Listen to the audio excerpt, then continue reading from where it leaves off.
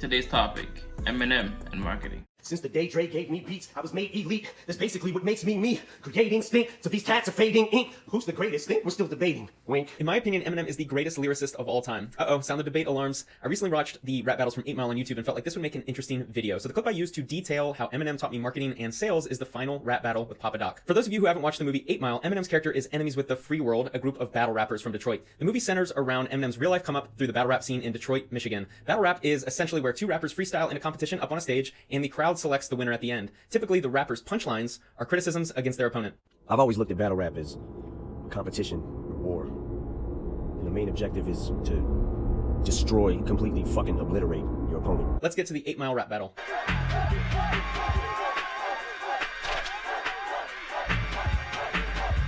Eminem waits until he's ready to begin the rap battle. He's stoic in a loud environment, and most importantly, he already establishes that he has control of the battle. Notice how he doesn't start right away, which gives the crowd a chance to enjoy the music for a minute to get warmed up. In any environment where you're essentially selling yourself, I think it's always important to stay grounded and move at your pace. Now everybody from the 313, put your mother... This is especially true when you try and compare what you're doing to what other influencers or other content creators are doing, or what other internet marketers are doing, right? You want to learn, observe, and see what you can implement, but don't try and compare what you're doing, because you have your advantages and disadvantages, and other people have their advantages and disadvantages. You might be watching a YouTuber, right? And he has a friend, but then he shouts at his friend, and his friend or his sister or whoever, right, gets a lot of followers. But what you have to understand is that you are your own person. What it's going to take for you to grow and expand your audience base is different. Let's say that friend and that person are no longer cool with each other. Now all the audience from the main person, the person with the bigger following, might leave the friend because they only really fuck with the friend because of the bigger person, right? So organic growth always will have more sustained results. Right? For me personally, I have videos on my channel, like this same channel, right? Where I talk about addiction, marijuana addiction specifically, where the video didn't blow up for 6 months to almost a year. From the day I posted, it took 6 months or even a year for some videos to blow up. So it's all long-term game. Anything online, sustained growth and sustained income is long-term. No cap. Hands up and follow me.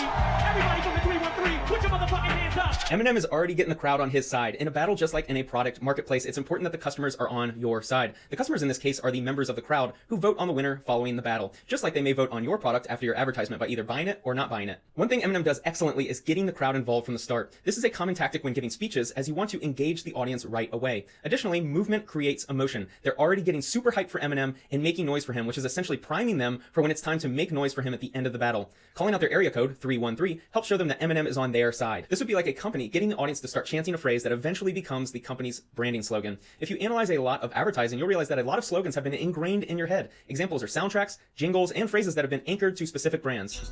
That's why I always say my quotes, man. Too much of any good thing is good for nothing. How you doing today? I didn't even ask how you're doing today. How are you doing today? I'm doing more, saying less, and keeping that same energy.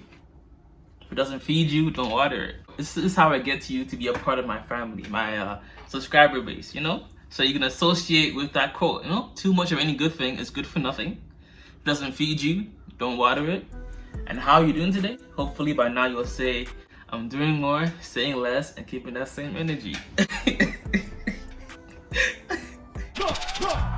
Now while he stands tough, notice that this man did not have his hands up. Eminem has already created teams within the first 4 lines. He's established that it's all of us with our hands raised versus this guy over here that does not have his hands raised. We are against him. Subtle and powerful use of us versus them mentality in team branding. Brands will always try and do this, especially if there's a national event going on. They like to position themselves as, we're with the cause, or we're on your team during these unprecedented times. If you don't land the advertisement, you can get a lot of pushback. The Pepsi ad in 2017 with Kendall Jenner assisting with the Black Lives Matter movement was Pepsi trying to do this and failing miserably. And I don't know if you remember, but the pushback was pretty brutal. A little homework exercise for you is take notice of how brands are handling handling this period of time with the health pandemic and the protesting. You'll see them make a lot of official statements and ads around these two situations. The free world's got you gassed up. Now who's afraid of the big bad wolf? Shots fired. The first jab at Papa Doc's team has been taken. In corporate marketing, it's not easy to talk down about other brands, but it's great when you can do it ethically. Most brands will try this by implying that their competitors make poor products. And Eminem's positioning himself as the big bad wolf entering the marketplace. If you're a big hip-hop fan, you actually may remember Eminem's label mate 50 Cent doing this to begin his career. He released a song titled How to Rob, where he described how he would rob essentially all of the popular rappers and players in the industry at the time. And this was him basically saying, I'm the new big bad wolf. And let's be transparent here, I've made a lot of video essays about people who are trending on social media, and I've positioned myself as the big bad wolf coming in to clean up the unethical practices in the marketplace. I'm saying that the environment of internet marketing has all of the consumers gassed up. Same tactic as Eminem. This is why anything you see online, or anything you see trending, quote unquote, or anything you see like recurring, make a video on it and see how you can apply it to your own specific niche or your own, like what you usually talk about on your channel, right? If you are a gun channel, talk about guns, talk about how to properly handle firearms. This is like your perfect time, right, to talk about gun safety, protecting yourself in the event of looting and stuff like that, right? So you position yourself and use your authority in your niche and try and tap into whatever is going on in the economy or the world. And obviously as well, anytime you want to add more traffic to your channel, use bigger names in your niche, talk about maybe things you disagree with or things you agree with, and their audience base in one way or another will find your video, your content, and maybe go into your own sales funnel. 3 into the 4, 1 pop, 2 pop, 3 pop, 4 pop, 3 pop, 2 pop, 1, your pop, he's pop, no pop, none. He's calling all of his competition imitators, and they all failed at that. The recent chicken sandwich wars between Popeyes, Chick-fil-A, and McDonald's is a recent example of this. If you remember, Popeyes burst onto the scene with their new chicken sandwich and started a social media war by basically saying, your products aren't as good as ours. Imitation is a smart strategy when entering a marketplace if there's data showing what works, but you better create a product that consumers want more than your competition, or you just look like an uncredible trend surfer. This guy ain't no motherfucking MC. I know everything he's got to say against me. These two lines serve two purposes and essentially compound on each other. First, Eminem downplays his opponent's abilities to be an MC. By the way, in this rap battle environment, being a real MC is the highest praise, so not being an MC would be of low status. He then uses a tactic called stealing thunder to maximize this effect. In the book Law and Human Behavior, the authors describe stealing thunder as a discussion tactic in which an individual reveals potentially incriminating evidence first, for the purpose of reducing its negative impact on an evaluative audience. When you are able to address criticisms before your opponent can, it completely eliminates the power they have on you. Jeff Bezos knew the power of this effect when someone was trying to blackmail him in February 2019. If you remember, he wrote a blog post out of nowhere talking about what the blackmailer was trying to expose him for. Once he did that, the blackmailer basically had no power over him because we already knew what could have been released. And Jeff Bezos... Time and time again, when you expose yourself first, you take that power away from that person or that company or whoever is trying to expose you, quote unquote. Once you put all your own dirt on the line, like you lay it bare, let's say you went in for office, you talk about everything you've done, and you don't try and hide it, and you are upfront with things you've done, been accused of, it's hard for people to try and expose you or go back to your old tweets and try and expose you, right? This is extremely useful, right? In the event that you messed up or you did something wrong, and you apologize before they even get mad, or you apologize as soon as you notice you did something wrong. They have nothing. They can be angry, but you don't even give them the time or the ability to get angry at you, right? So expose yourself first, expose all your flaws to the masses, the people, and you'll find yourself getting more credibility in people's eyes because they see, oh, you're a truthful person. Telling it in his own words, let him control the narrative of the story. Very, very important, as you always want to control the narrative of your story. You are put in a very weak position if your opponent or competition ever gets a chance to control your narrative. Pay attention to what Eminem says in this next segment. I am white, I am a fucking bum. I do live in a trailer with my mom.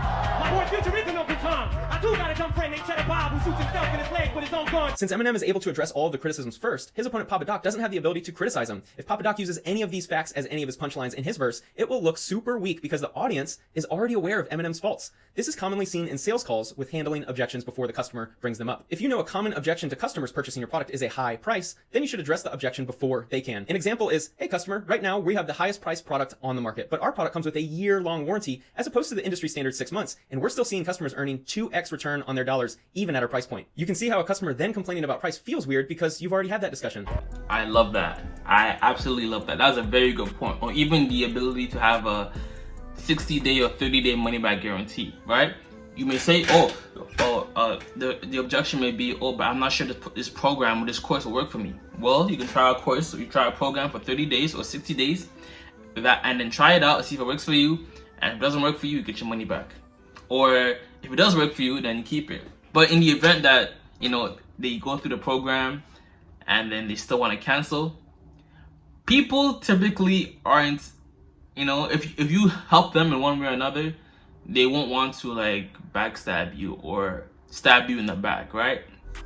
Just general human compassion is, if you did something good for me, I want to do something good for you as well, right? So another objection is 60-day money back guarantee, right? It's the same thing with addiction, right? When I promote the marijuana addiction program, how to quit marijuana, you try it out for 60 days, you can't quit, and go back and get a refund. But for most part, I've only ever had one refund rate or one return in my own sales funnel personally. I did get jumped by all 6 of you chumps. And we did fuck my girl. I'm still standing here screaming fuck the free world. Eminem continues stealing thunder away from his opponent, and he also makes a statement that gets the crowd even more on his side. You'll never try to judge me, dude. You don't know what the fuck I've been through. One of the most powerful story arcs in storytelling history is rags to riches. It's why you see it so commonly used in advertising and movies. There's something inherent within us that we always want to root for the underdog. Nike does this excellently. In almost all of their advertising, they focus on the audience feeling like an underdog. Most of their ads include some type of path that the hero took. I get the underdog story, but sometimes when I see ads were all of you homeless? Man said, when I see ads on Instagram or even YouTube sometimes, I went from homeless to $1 million in a year. I went from sleeping on my mom's couch to $10 million a year. I'm like, I get it. Usually when you are at your lowest points is when you are more inclined to want to succeed. But how are all of y'all homeless? How are all of y'all sleeping on the couch and then all of a sudden a year later making $1 million? If it's I was homeless or sleeping on the couch, and then maybe 4 or 5 years later, I made $1 million or I'm making $10,000 per month. That's more understandable. But all these ads and telling me, I went from this, and then a year later, it took me 2 years to make a sale on ClickBank or to make any type of money online, right? AdSense, affiliate marketing, Amazon, ClickBank, stuff like that. So always be wary of instant or quick success. If it's 3, 4, 5 years, then this person has been in the trenches long term. From pain into stardom and overcoming the odds. Pay attention next time you see a Nike ad and you'll see exactly what I mean. But I know something about you. Adding mystery and curiosity. Very powerful technique when you understand the consumer. In this specific scenario, Eminem's about to completely tear down his opponent because M knows about his past. But in the marketing and sales world, you can use knowledge you have of someone as a strength to assist them in finding the right product for their needs. You went to Cranbrook. That's a private school. What's the matter, dog? You with Paris? This guy's a gangster. His real name's Clarence. And Clarence is a home with both parents. And Clarence's parents have a real good marriage. It is very important to understand your audience. Based on the audience's reaction, you can tell that this is a way for Eminem to belittle his opponent. Cranbrook is an elite school for kids and wealthy families, which destroys Clarence's credibility as a wannabe gangster. Regardless of the product or service, if your opponent loses credibility in the eyes of the consumer, the market share is yours to take. Also, this is another instance of Eminem basically separating the audience from his opponent. Remember, Eminem's goal is to have the audience rooting for him at the end of the battle, and by making it appear that his opponent is not one of them, it's much easier for the audience to not vote for Papa Doc. When you're selling a product, it is very important to know your audience so you can relate with them and empathize with any concerns they may have. This guy don't want to battle. He's shook. There ain't no such thing as halfway crooks. Another really powerful 2 lines. This is Eminem essentially taking advantage of a current trend. The beat used in this battle is Shook Ones Part 2 by Mobb Deep, which would have been popular during Eminem's days of coming up and rising through the local battle rap scene. The lyrics of the chorus of that song read, "Son, they shook, cause ain't no such thing as halfway crooks. Scared to death, scared to look, they shook, cause ain't no such things as halfway crooks." See, I can promise I have a career in rap.